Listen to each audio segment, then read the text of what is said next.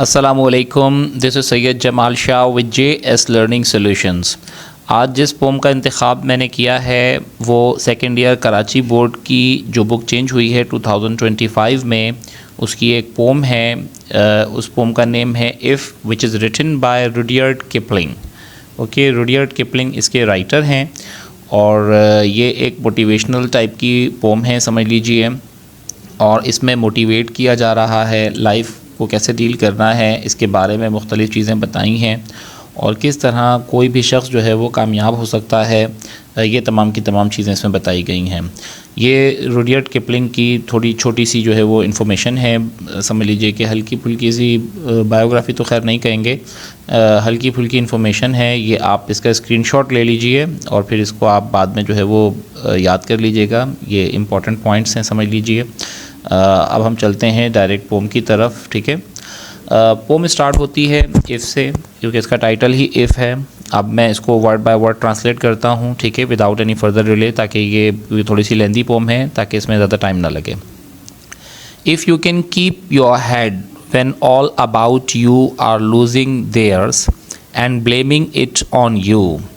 अगर आप अपने कीप योर हेड का मतलब है इफ़ यू आर काम, अगर आप पुरसुकून हैं और आप जो है वो अपने हेड को ज़्यादा ट्रबल नहीं देते, जबकि जितने भी जो दूसरे दिमाग हैं, जितने भी जो दूसरे लोगों के दिमाग हैं, वो तमाम के तमाम लोग आपको ब्लेम कर रहे हैं, ठीक है, लेकिन आपने जो है वो तमाम लोगों की चीज़ों को बर्दाश्त किया हुआ है और आप उनको कुछ भी नहीं कह रहे। So if you can keep your head when all about you are losing theirs, जब तमाम लोगों ने अपना दिमाग ख़राब किया हुआ है, अपना जो टेम्परामेंट लूज़ किया हुआ है, लेकिन आपने अपना टेम्परामेंट लूज़ नहीं किया हुआ और आप सब्र किए हुए हैं, एंड वो सब के सब आपको जो है वो ब्लेम कर रहे हैं। आप सही हैं या गलत हैं, होता है समटाइम्स आप ठीक भी होते हैं, लेकिन बहुत सारे लोग आपको जो है वो ब्लेम करते हैं उसके लिए। इवन समटाइम्स आपकी फैमिली ही आपके ख़िलाफ़ हो जाती है, लेकिन आपका ज़मीर ये कह रहा होता है कि आप बिल्कुल ठीक हैं। If you can trust your self, अगर आप अपने ऊपर ट्रस्ट कर सकते हैं, will all man doubt you, जब तमाम के तमाम लोग जो है वो आपको डाउट की नज़र से देख रहे हैं, शक की निगाह से देख रहे हैं, वो आप पर ट्रस्ट नहीं करते कि आप कुछ भी कर सकते हैं लाइफ में या नहीं कर सकते, but make allowance for their doubting too, लेकिन वो जो डाउट आप पर कर रहे हैं वो उस पर वो आपसे हमदर्दी भी कर रहे हैं, वो उस पर थोड़े से पशेमान या डिसअपॉइंट भी हैं। If you can wait and not be tired by waiting, अगर आप इंतज़ार कर सकते हैं और इंतज़ार करते हुए आप थकते नहीं हैं, टायर्ड का मतलब थक जाना, आप थकते नहीं हैं, और बीइंग लाइड अबाउट, ये पैसिव स्ट्रक्चर है। बीइंग लाइड अबाउट का मतलब कि लोग आपके बारे में झूठ बोलते हैं, डोंट डील इन लाइज, लेकिन आप जो है वो उनके झूठ पर आप डील नहीं करते, आप उनके झूठ का जवाब उनको नहीं देते। और being hated, you are being hated, ये भी पैसिव स्ट्रक्चर है, आपसे नफ़रत की जाती है, don't give way to hating, लेकिन आप उनकी इस नफ़रत को इम्पोर्टेंस नहीं देते, आप कान नहीं धरते उस पर और आप उनको इग्नोर करते हैं। जो भी लोग आपसे नफ़रत करते हैं आप अवॉइड करते हैं उनको। And yet don't look too good nor talk too wise, आप ना ही लोगों को ज़्यादा अच्छे दिखते हैं और ना ही ज़्यादा जहानत की बात करते हैं। यहाँ पर एक तरह से सजेस्ट कर रहे हैं कि इस तरह के जो लोग हैं जब आपकी लाइफ में आएँ तो उनके सामने ना ज़्यादा अच्छे दिखें, क्योंकि अगर आप ज़्यादा अच्छे दिखेंगे तो फिर उनके दिल में जेलसी पैदा होगी, और ना उनके सामने आप कोई जहानत की बात करें, ठीक है। जब आप उनके सामने जहानत की बात करेंगे तो भी वो आपकी बात के अगेंस्ट ही बात करेंगे। इफ़ यू कैन ड्रीम, अगर आप ख्वाब देख सकते हैं, and not make dreams your master, और आप अपने जितने भी जो ड्रीम्स हैं, आपके जो ख्वाब हैं, आपके सपने हैं, आप उनके ग़ुलाम नहीं बनते, मतलब आप अपने सपनों को अपने ऊपर हावी नहीं होने देते, उनको अपना मास्टर नहीं बनाते, आप उसके ग़ुलाम नहीं होते। इफ़ यू कैन थिंक, अगर आप सोच सकते हैं, and not make thoughts your AIIMS, और आप सोचों को ही अपना मकसद नहीं बनाते। बहुत से लोग होते हैं जो सोचते हैं और बस सोचते ही रहते हैं, वो फिज़िकली या अमली तौर पर जो है वो एक्ट अपॉन नहीं करते, अमल नहीं करते, और किसी भी काम को जो है वो फिज़िकली नहीं करते, बस वो सोचते ही रहते हैं। तो सोचना है आपने, आप सोच सकते हैं, लेकिन सिर्फ सोचों को ही अपना मकसद नहीं बनाना। If you can meet with triumph and disaster, triumph कहते हैं फ़तह को, कामयाबी को, डिज़ास्टर कहते हैं तबाही को। अगर आप तबाही भी आपको मिल सकती है, आपको फ़तह भी मिल सकती है, आप दोनों की दोनों चीज़ें हासिल कर सकते हैं। And treat those two impostor just the same, और आप इन दो इम्पोस्टर का मतलब होता है बहरूपिया, भेस में। देखो कभी कभार ऐसा होता है कि आप फ़तह आपको मिलती है, लेकिन वो फ़तह नहीं होती, बेसिकली वो असल में डिज़ास्टर होती है। तो फ़तह जो है वो डिज़ास्टर के भेस में होती है, और कभी कभार डिज़ास्टर जो आती है वो फ़तह के भेस में होती है। कभी कभार चीज़ें बिल्कुल डिज़ास्ट्रस लग रही होती हैं, तबाहकुन लग रही होती हैं, लेकिन उसके बाद फ़ौरन ही जो है वो आपको कामयाबी मिल जाती है। तो ये दोनों की दोनों इम्पोस्टर्स हैं, ये बहरूपिये हैं। ट्राइम्फ की शक्ल में डिज़ास्टर हो सकता है, डिज़ास्टर की शक्ल में ट्राइम्फ हो सकता है।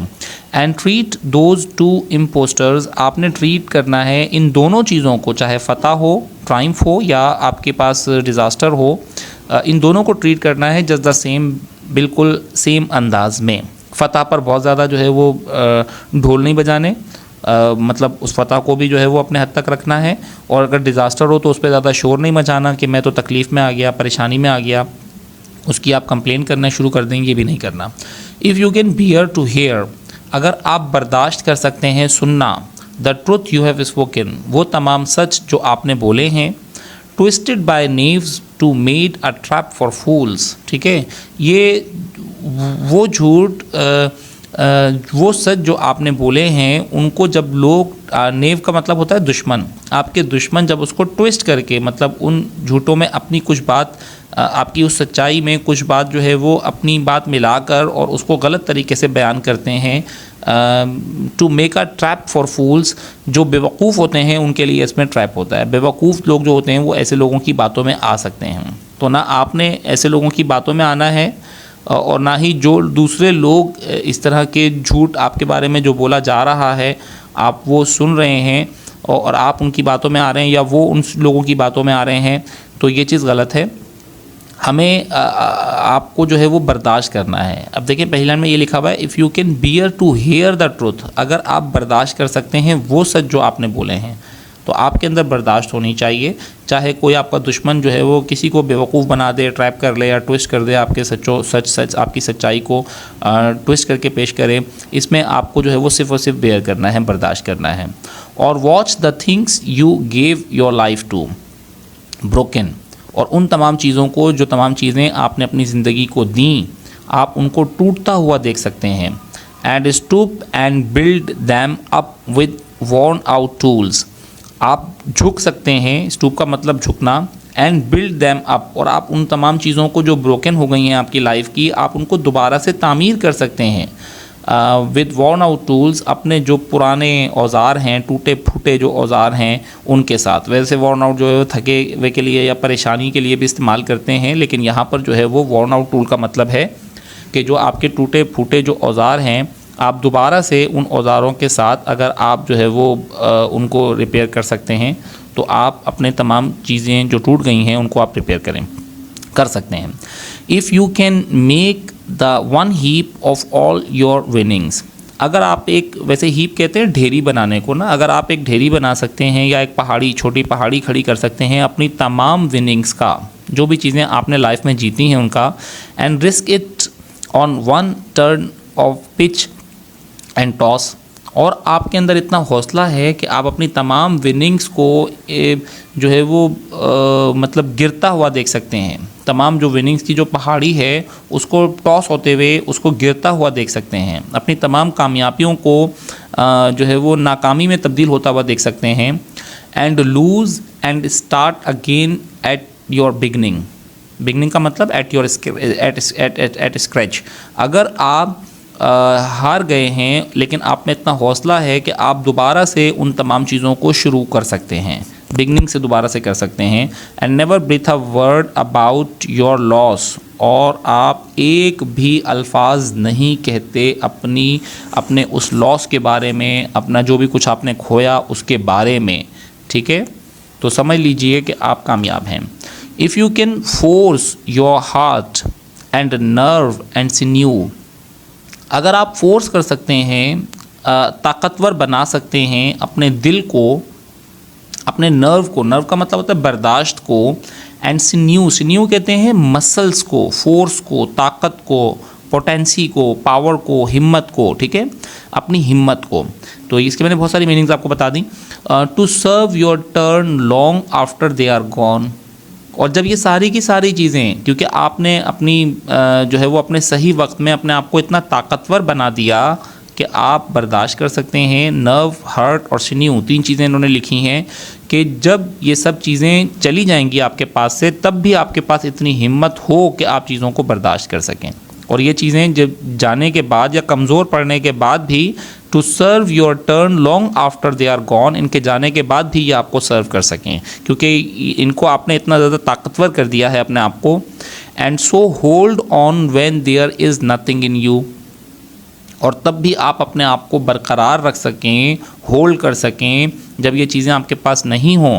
एक्सेप्ट द विल, सिवाय उस विल के, which says to them hold on, और आपकी विल इन तीनों चीज़ों से कहे कि होल्ड ऑन, रुको, ठीक है। तो आपने अपने आप को इतना ज़्यादा ताकतवर बनाना है कि बाद में ये तीनों चीज़ें आपकी मदद कर सकें।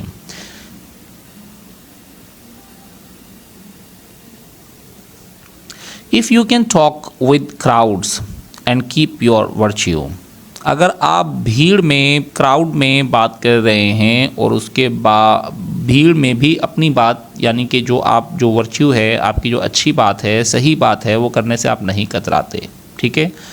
तो आपने अपनी अच्छाई को जो है वो कायम रखा हुआ है भीड़ में भी। और walk with Kings nor lose the common touch, और आप में इतनी हिम्मत है कि आप जो है वो बादशाहों के साथ चल सकते हैं, लेकिन जो कॉमन टच है वो भी आप छोड़ नहीं रहे। मतलब जो आम लोग हैं उनके साथ भी आपने जो है वो कॉमन टच भी रखा हुआ है। ये नहीं है कि आप भीड़ में, अगर आप किंग के साथ चल रहे हैं तो आप गरीब लोगों को या कॉमन लोगों को जो है वो छोड़ दें। If neither foes nor loving friends can hurt you, जितने भी आपके जो फोज कहते हैं दुश्मन को, ठीक है, आपके दुश्मन और आपके जितने भी लविंग फ्रेंड्स हैं, ये आपको जो है वो समझ लीजिए दोनों के दोनों जो हैं वो आपको नुकसान नहीं पहुंचा सकते। If all man count with you, अगर दुनिया के तमाम लोग भी आपके साथ मिल जाएं, बट नन टू मच, तब भी समझ लीजिए कि ये कुछ ज़्यादा नहीं है। दुनिया के तमाम लोग भी आपके साथ मिल जाएं, तब भी ये कुछ ज़्यादा नहीं है। इफ़ यू कैन फिल, मतलब यहाँ पर ये बात कहना चाह रहे हैं कि लोगों पे कभी भी डिपेंड नहीं करना, ट्रस्ट नहीं करना।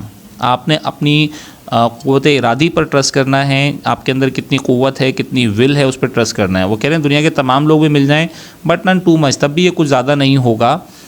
If you can fill the unforgiving minute with 60 seconds, अगर आप 1 मिनट के जो 60 सेकेंड्स हैं उसको अगर आप पूरी तरह से यूटिलाइज़ करते हैं, वर्थ ऑफ डिस्टेंस रन, जो भी आपको फासला तय करना है वो उस 1 मिनट के 60 सेकंड्स में आप वो कर लेते हैं, मतलब अपने वक्त को सही तरह से इस्तेमाल कर लेते हैं। योर्स इज़ द अर्थ, तो ये ज़मीन आपकी है, and everything that is in it, और इसके अंदर जितनी भी चीज़ें हैं वो तमाम की तमाम चीज़ें आपकी हैं। And which is more you will be a man my son, और ये सब की सब चीज़ें समझ लीजिए कि आपकी होंगी, और ये सबसे ज़्यादा होगा you will be a man, तो समझ लीजिए कि आप एक इंसान कहलाएंगे, आप एक ताकतवर इंसान कहलाएंगे जिसके जो है वो जो एक जिसमें वर्च्यू है, जिसमें इंसानियत है।